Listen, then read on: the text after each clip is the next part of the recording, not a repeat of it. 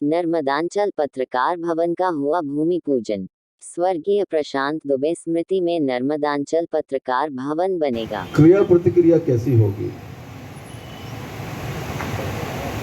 एक मार्क्स टली एक जर्नलिस्ट होते थे, डॉक्टर साहब ने उनको देखा होगा, बीबीसी से रहे, हिंदुस्तान में रह के एक अंग्रेज पत्रकार, बहुत अच्छी हिंदी बोलने लगे थे बाद में। उन्होंने कहा है कि जो पत्रकार है वो सही मायनों में आईना दिखाने का काम करता है समाज को, व्यवस्था को। लेकिन अगर पत्रकार आंख बंद करके समाज को निर्देशित करने का काम करे तो उससे ज्यादा व्यवधान करता भी दूसरा कोई नहीं हो सकता। जैसे बच्चे अपने माता पिता की और अपने शिक्षक की आंख बंद करके उनकी बातों को इसलिए मानते हैं कि वो ये स्थापित सत्य है कि माता पिता और गुरु कभी गलत शिक्षा नहीं देता। ऐसे ही पत्रकारों के मामले में ये माना जाता था, तो था इसलिए लगा रहा हूं कि समय के साथ चीजें बदली हैं। पहले अखबार की खबर को लोग 100% सही मानते थे। हम लोग जब दूरदर्शन देखते थे 80, 82, 83, 84 में 4 बजे कृषि जगत से चालू होता था और बैठ जाते थे टीवी के सामने, और रात में 9:30 बजे के आसपास आखिरी समाचार के बाद वो बंद हो जाता था। लेकिन वो दूरदर्शन की खबर और उस समय के अखबार या जो हमारी पत्रिकाएं होती थी, रीडर्स डाइजेस्ट है, धर्मयुग आती थी, नवनीत आती थी, अखबार में टाइम्स ऑफ इंडिया और दूसरे अखबार होते थे, नवभारत टाइम्स था। मध्य प्रदेश में देशबंधु छोटा सा अखबार होता था, लेकिन मायाराम सुरजन जी जो हमारे बीच में नहीं, अगर उन्होंने कुछ लिखा है उसमें मतलब लोगों के लिए ग्रंथ वाक्य होता था। ऐसे पत्रकार को इस देश में जना है, और मुझे लगता है समय के साथ चीज़ें बदलती हैं, उससे बेहतर लोग आए हैं। आज जर्नलिज्म में भी इतने हाईटेक बच्चे जो इससे काम से जुड़े हैं कि उन्होंने दुनिया में अपनी पहचान बनाई है। राजनीतिक क्षेत्र में भी बहुत अच्छे विद्वान लोग आए हैं और अवमूल्यन भी हुआ है उसका, विक्टोरियस नीचे भी गिरे हैं लोग। तो समाज की अच्छाई बुराई हर क्षेत्र में आती है। लेकिन राजनेता अगर भटकता है तो समाज के पास एक अवसर होता है, बहुत ज़्यादा 5 बरस तकलीफ देगा वो, लेकिन जैसे ही लोगों को अवसर मिलेगा उसको व्यवस्था से अलग करने का आदमी काम करेगा।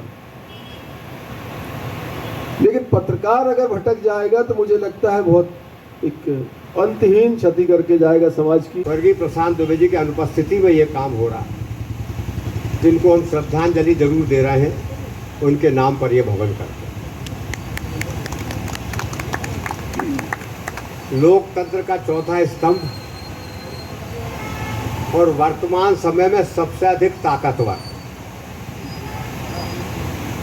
वास्तव में छोटी सी कुटिया में बैठे, चाणक्य छोटी सी कुटिया में बैठे रहते थे ना, और संचालन करते थे मगध के साम्राज्य का।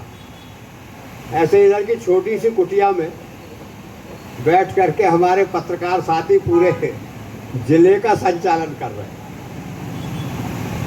इनकी न्यूज़ पे हड़कंप मच जाती, सब लोग संज्ञान लेते हैं। हमारे पत्र तो प्रशासन तक पहुंचते हैं या शासन तक पहुंचते हैं, इनका पत्र पूरे समाज में भी पहुंच जाता, शासन पे भी पहुंच जाता, प्रशासन पे भी पहुंच जाता। और ये चाहते तो हमारा पहुंचता और नहीं चाहते तो हमारा पहुंचता ही नहीं। इतनी ताकत इस कलम में है। और लोकतंत्र जानकारी से चलता है। लोकतंत्र का आधार है इंफॉर्मेशन, और इंफॉर्मेशन मिलती है समाचार पत्रों से। समय ज़्यादा हो रहा है, सांसद जी को जाना, पर एक आध बात की तो अनुमति मैं चाह ही लेता हूँ उनसे। मुश्किल से मौका मिलता है आजकल, और इन्होंने, हमारी ऋचा दीदी ने उठा के 5-7 भूमि पूजन और यहीं अभी हाथों हाथ कर डाले, तो वो उनकी झंझट मिटी आगामी आयोजन करने की।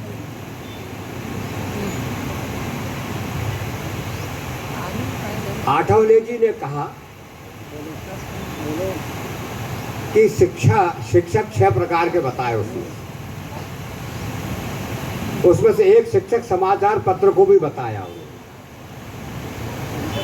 तो समाचार पत्र, और आप मध्य पृष्ठ पढ़े,